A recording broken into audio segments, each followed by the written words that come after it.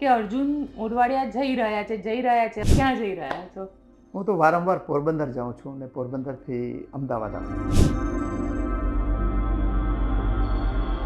એક વાતમાં એમ કીધું કે જે મન કી બાત મેં મંગળવાર કો કરું।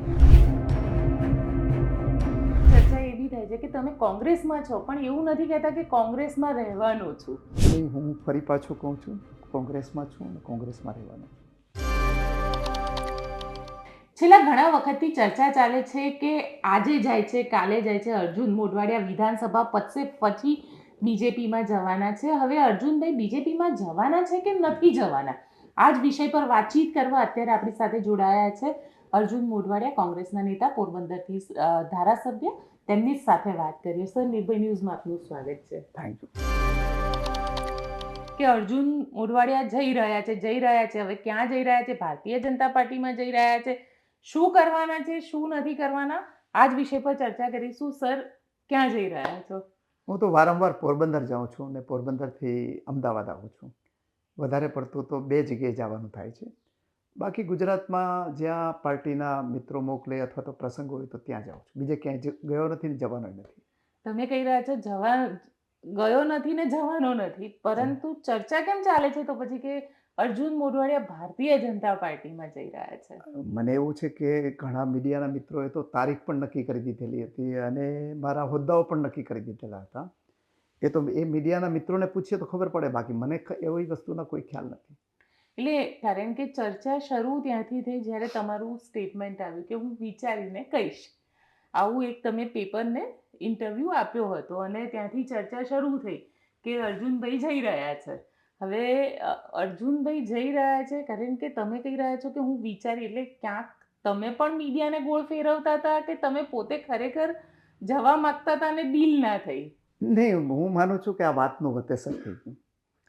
હું પોરબંદર જતો હતો અને મને દિવ્ય ભાસ્કરના એક મિત્રનો ફોન આવ્યો, તો મને કીધું કે મારે તમારો ઇન્ટરવ્યૂ કરવો છે।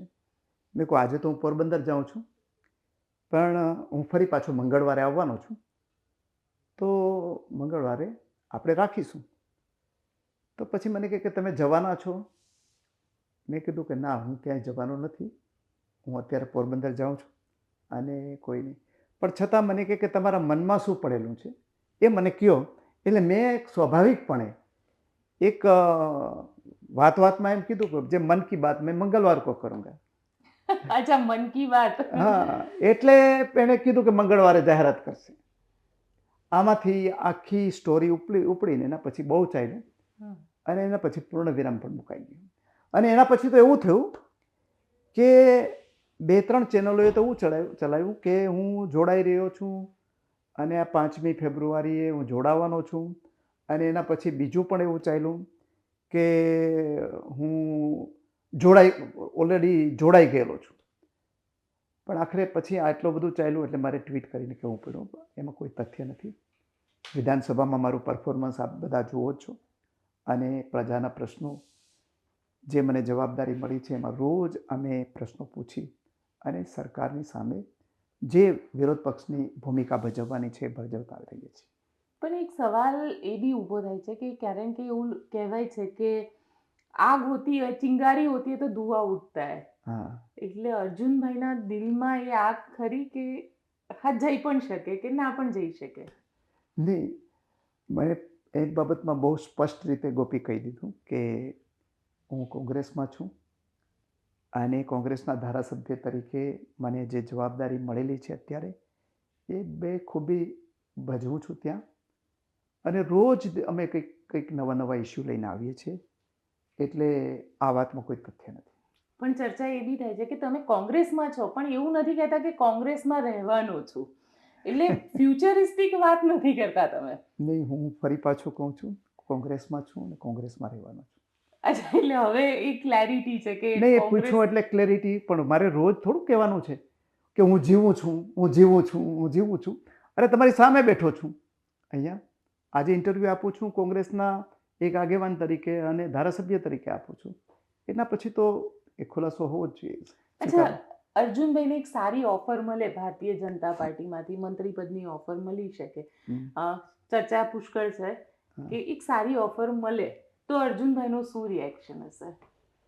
જો ઓફર તો જે માણસના જેટલું ગજું હોય એ પ્રમાણે મળતી હોય એમાં, પણ જવું કે ન જવું હોય તો આપણા ઈચ્છાની વાત છે. હમ અને હું કે આજનો કોંગ્રેસમાં છું એવું તો છે નહીં.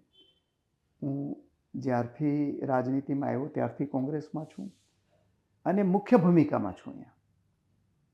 એટલે મને કોઈ મુખ્ય ભૂમિકા તો કોઈ દેવાનું નથી, સ્વાભાવિક છે. એટલે બીજી મને શું ઓફર કરી શકે, એટલે જ્યાં છું ત્યાં બરોબર છે. એટલે મંત્રી પદ પણ કરી શકે કે સરકારમાં આવતારો તમારું આ છેલ્લા 5 ટર્મ કહી શકાય. આવી બધી હાઈપ, હું એમ કહું કે એને મારે હું જીવું છું એના મારે વારંવાર શું કરવા પુરાવા આપવા જોઈએ. હું કોંગ્રેસમાં છું ને કોંગ્રેસમાં રહેવાનો છું. મને કોઈ ઓફર આવશે તો પણ મારે એ બાબતમાં વિચારવાનું નથી. અચ્છા, તમારે એમાં એ સાઈડ તમે વિચારતા જ નથી? વિચારતા જ નથી. ચલો, એ સાઈડ તમે નથી વિચારતા, પણ ભારતીય જનતા પાર્ટી 26માંથી 26 સીટની વાત કરી રહી છે અને કહી રહી છે કે અમે 5 લાખની લીડથી જીતીશું.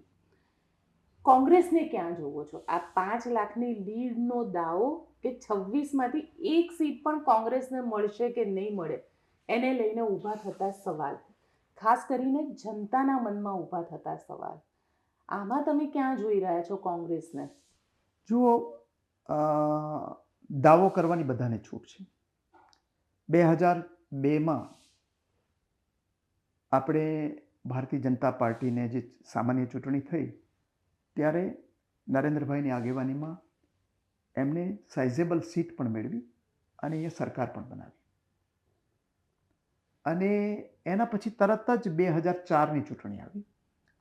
એ વખતે પણ આ જ કહેવામાં આવ્યું હતું કે 26માંથી એક પણ કોંગ્રેસના સંસદ સભ્ય નહીં બનવા દઈએ અને ત્યાં એને સંસદમાં નહીં જવા દઈએ. પણ 26માંથી એ વખતે 2004ની સાલમાં 12 સંસદ સભ્યો ચૂંટાયા અને એને કારણે ત્યાં યુપીએ સરકાર બની. તમે કહી રહ્યા છો કે એ વખતે 12 સંસદ સભ્ય ચૂંટાયા, એ વખતે ત્યાં વાજપેયીજીની સરકાર હતી, અત્યારે નરેન્દ્રભાઈની સરકાર છે. તમે તો નરેન્દ્રભાઈને વધારે સારી રીતે ઓળખો છો, ગુજરાતમાંથી મુખ્યમંત્રી તરીકે રહ્યા છે, કારણ કે તમે એ વખતે વિપક્ષમાં નેતા હતા વિધાનસભાની અંદર. આ જે ડિફરન્સ છે ને, એ ડિફરન્સ બહુ અલગ છે. ત્યારે રામ મંદિર બનશે એવી ચર્ચા હતી, હવે રામ મંદિર બની ગયું છે. કોંગ્રેસ તો રામ મંદિરનું નામ પણ નથી લઈ રહી.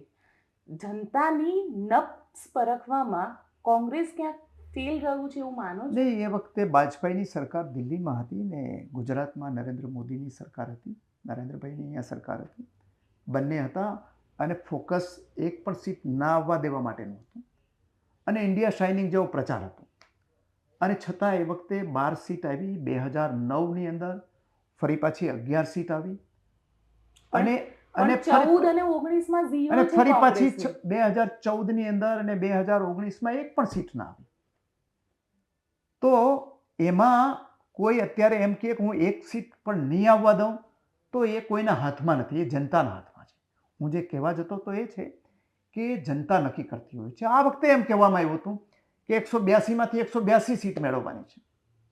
હકીકત, વાસ્તવિકતા આ વખતની જુદી હતી. એટલા માટે કહું છું કે કોંગ્રેસ પક્ષ છે એને હંમેશા 40%ની આસપાસ વોટ શેર એનો રહ્યો છે. અત્યારે હું જ્યારથી રાજનીતિમાં છું 2002થી શરૂ કરી અને અત્યાર સુધીમાં કોઈ દિવસ 40%થી નીચેનો શેર વિધાનસભાઓમાં ગયો નથી. 1-2% ઓછા હોય કે 1-2% વધારે હોય. આ વખતે પણ 40% વોટ શેર વિપક્ષનો થયો, પણ થયું એવું કે આમ આદમી પાર્ટીએ વોટ કટાવ પાર્ટી તરીકે કામ કર્યું અને કોંગ્રેસના 26% આવ્યા અને ભારતીય જનતા પાર્ટીના 13% આવ્યા. બંનેના ગણો તો 41% વોટ થાય છે. અને બંને જો કદાચ સાથે લડ્યા હોત અથવા તો આમ આદમી પાર્ટીનો જે ઉભરો આવેલો હતો એ જો ત્યારે ના આવ્યો હોત તો શક્ય છે કે કોંગ્રેસની ફરી પાછી 60-65 સીટ આવી હોત.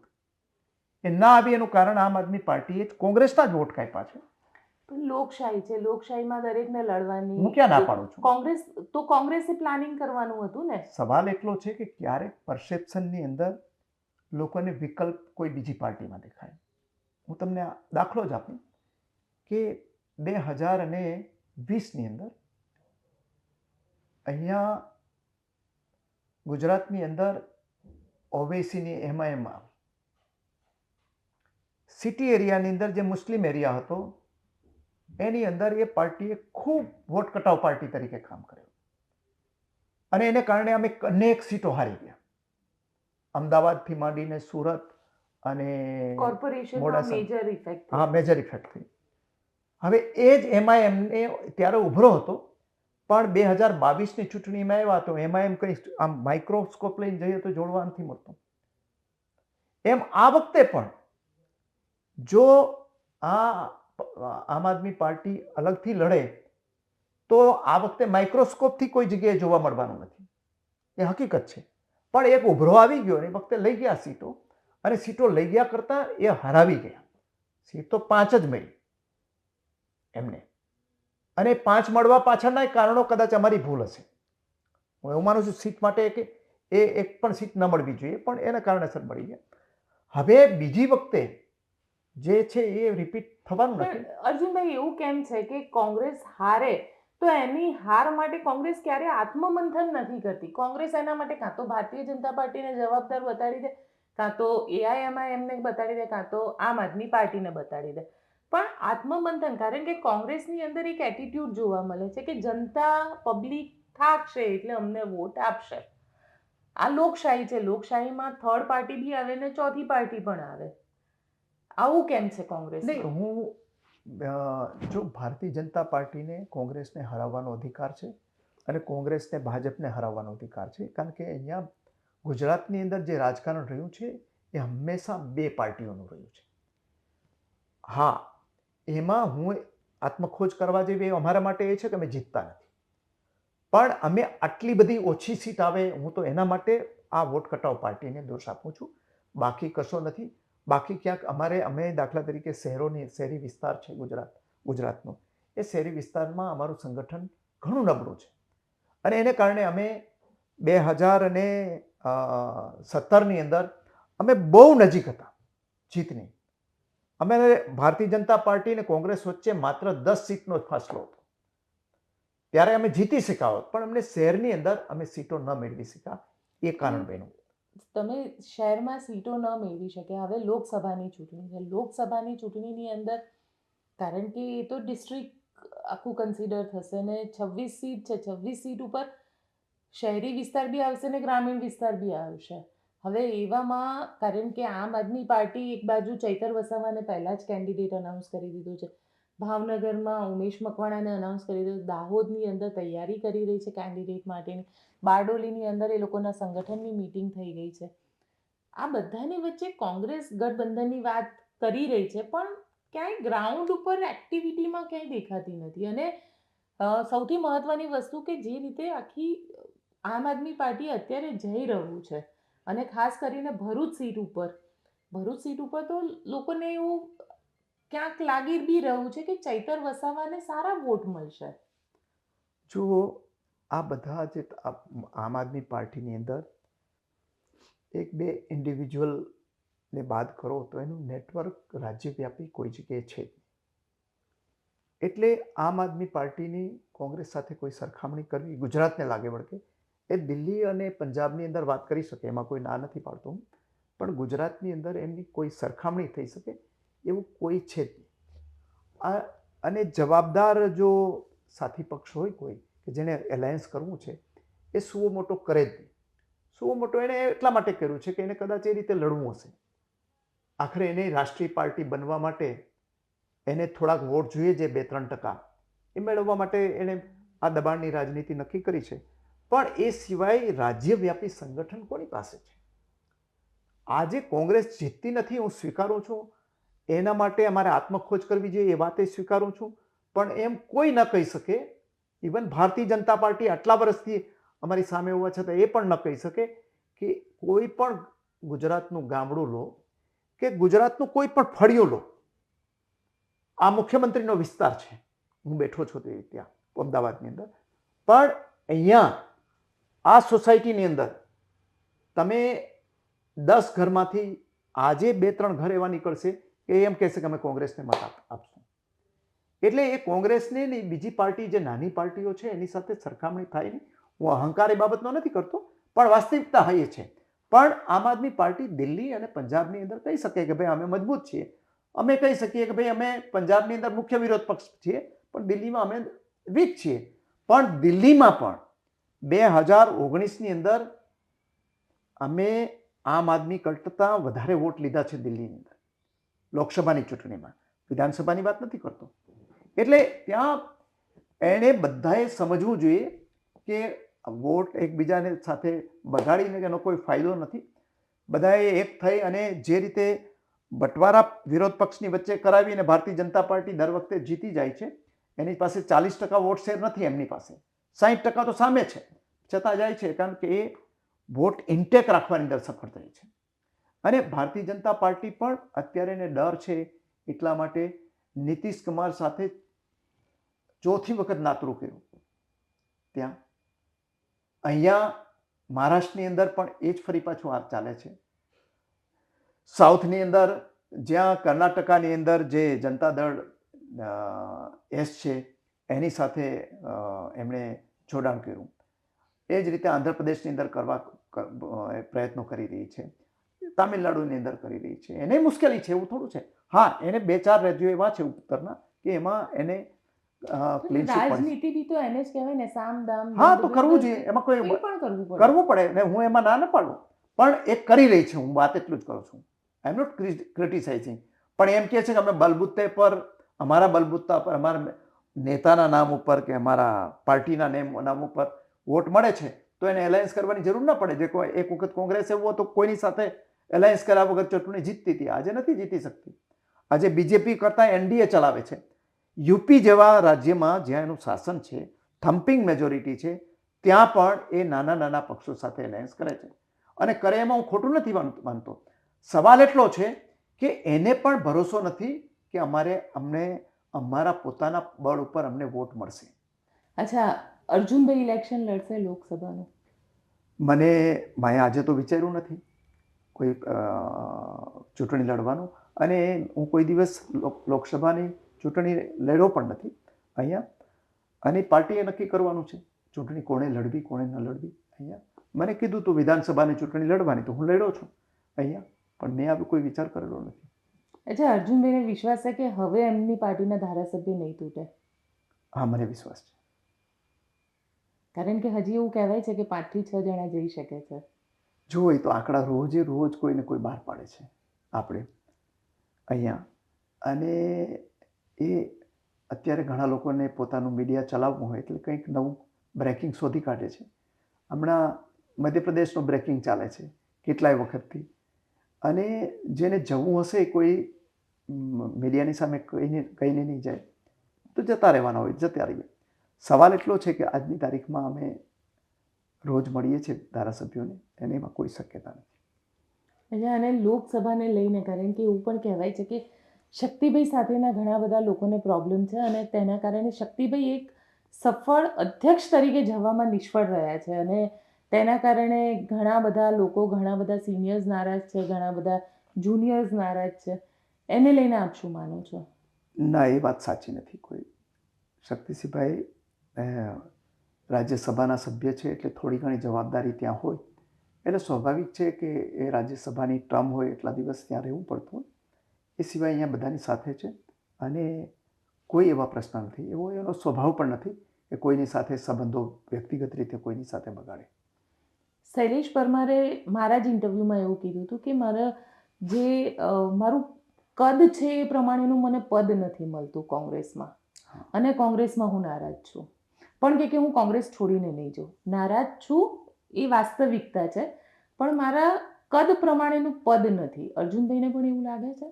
નહીં, મારે તો બધા પદ ભોગવી લીધેલા છે, મને તો કોઈ એવું લાગતું જ નથી. કારણ કે હું વિરોધ પક્ષનો નેતા નરેન્દ્રભાઈની સામે, અને એકદમ મજબૂત મિનિસ્ટ્રી હતી એની સામે મેં વિરોધ પક્ષના નેતા તરીકે કામ કરેલું છે પૂરી ટર્મ, અને પૂરી ટર્મ હું પ્રદેશના પ્રમુખ તરીકે પણ કામ કરેલું છે, સફળ કરેલું છે. એટલે મારે તો બધા પદ આવી ગયેલા છે, એટલે મારા માટે કોઈ પ્રશ્ન જ નથી. એનાથી કોઈ મોટું પદ છે નહીં. પદની કોઈ લાલચ નથી. પદની હવે શું લાલચ હોય? જે પદ પોતે બધા ભોગવી લીધા હોય એ પદમાં મને શું લાયક હોય? એના પછી શું અપેક્ષા હોય? આ વખતે પણ હતું કે વિધાનસભા કોંગ્રેસ પક્ષના નેતા તરીકે મેં પહેલે જ દિવસે જાહેરાત કરી હતી કે હું ઉમેદવાર નથી. અચ્છા, ચર્ચા એવી રાજનીતિની અંદર ભયંકર થાય છે કે હવે જેટલા પણ સિનિયર નેતા છે એ નેતાને એમના પોતાના દીકરાઓની ચિંતા પુષ્કળ સતાવે છે અને માટે ક્યાંક કોમ્પ્રોમાઇઝ કરી લે છે અને ભારતીય જનતા પાર્ટીમાં જાય છે. આ વાત કેટલી સાચી? જુઓ, એ હું માનતો નથી કે પોતાના સંતાનો, કારણ કે કમલનાથમાં પણ નકુલનાથની ચર્ચા આવી. તમારા કેસમાં પણ એવું કહેવાતું હતું કે પાર્થ મોઢવાડિયાને સેટલ કરવા માટે થઈને અર્જુન મોઢવાડિયા જઈ શકે. જો મારે પાર્થ મોઢવાડિયા મારો દીકરો છે, રાજનીતિમાં નથી. પહેલી વાત તો એ છે. બીજું એ છે કે મારા કરતાં એક્ટિવ મારાથી નાનો ભાઈ છે અને એ 24/7 સેવાનું કામ કરે છે. પબ્લિકલી એણે જાહેરાત કરી છે કે હું કોઈ હવે પોલિટિકલ પદ નહીં લઉં, એટલો બધો સેવામાં, એટલે પ્રશ્ન જ નથી. અને કોઈ દીકરાઓને કોઈ સેટ કરવા માગતું હોય તો એનો બાપ ન કરી શકે. એ તો એનામાં ટેલેન્ટ હોય એ જ કરી શકે. એટલે એ વાતમાં હું માનતો નથી. મારા બાપ છે, મારા મા અને બાપ બંને હતા, એ એક ચોપડી ભણેલા નહોતા અને એક અક્ષર વાંચતા નહોતા આવડતા. અને જેટલી ખેતીની અંદર માર્જિનલ ફાર્મર, જે 4-5 વીઘાનો ફાર્મર જેટલું કામ કરતો હોય એટલા મારા મા બાપે કામ કરેલા છે. અને ખેતમજૂર જેટલું કામ કરે એટલું મેં કરેલું છે. ખેતમજૂર કરતાં પણ વિશેષ, અને ખેતમજૂરો જેટલી પ્રકારનું કામ કૂવા ખોદવાથી માંડીને બધું કરેલું છે. એટલે મને કોઈ સેટ કરવા નહોતું આવેલું. એટલે એ કોઈ સેટ કોઈનાથી થતું નથી. અને કોઈ એવો અપેક્ષા રાખવી નહીં જોઈએ કે હું મારા પુત્રને કે મારા પરિવારમાંથી કોઈને સેટ કરી દઈશ. એ તો એમાં ટેલેન્ટ હોય તો એ ગમે ત્યારે ગમે ત્યાંથી આવી શકે. ચલો સર, આપ અમારી સાથે જોડાયા તેના માટે આપનો ખૂબ ખૂબ આભાર. Thank you. દાદા અર્જુનભાઈ, એમનું કહેવું છે કે દીકરા માટે તો નહીં, પરંતુ હા એટલું ચોક્કસ છે કે એમને બધા જ પદ કોંગ્રેસની અંદર ભોગવી લીધા છે અને ભારતીય જનતા પાર્ટીમાં અત્યારે જવાનો તો કોઈ પ્રશ્ન આવતો જ નથી અને ભવિષ્યમાં પણ નહીં આવે. જો ભવિષ્યમાં આવશે તો અમે આ ઇન્ટરવ્યૂ ચોક્કસ બતાડીશું. આપને અમારો રિપોર્ટ કેવો લાગ્યો કોમેન્ટ બોક્સમાં ચોક્કસથી જણાવજો.